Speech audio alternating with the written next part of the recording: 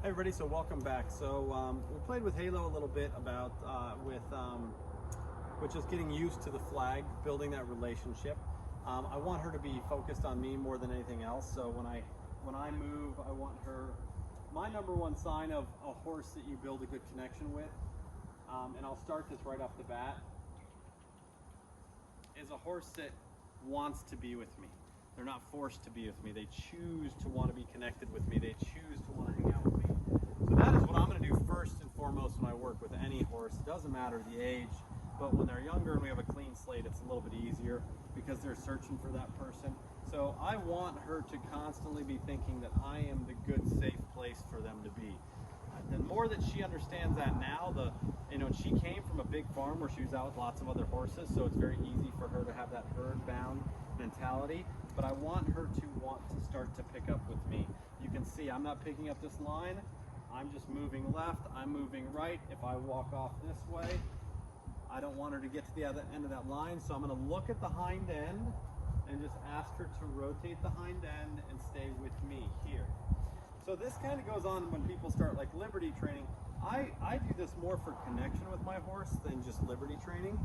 So I want her, before we do anything, is that I want her to want to be part of me. So she's looking where her ears are is where her focus is. So I'm going to try and get the ear, try and get her to come with me.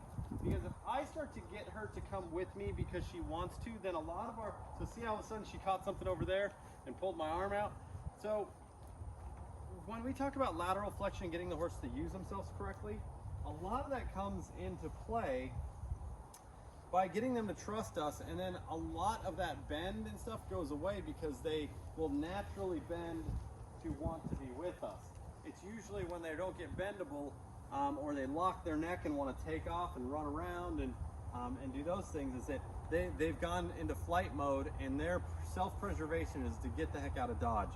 So the more that we can build this relationship at the beginning, that wherever I'm going on the ground, which is going to transfer under saddle, the more relaxed I want your body to be. So when we start to go through the bend of the cervical vertebrae and into the rib cage and into the hind end, we already are at a head start because we have a horse that's willing to want to be with us, and then the rest becomes a little bit easier. So I've got her pretty good about wanting to just step in here, I step over here, I step back very lightly. You can see with my hand, I want her to start to really want to be in this relationship. Good girl, come back here. So that's what I want you to work on with your horse. If you got a young horse, or if you've got a horse that you just want to have more of a connection with. This is Halo. This is a quick little video, Halo V.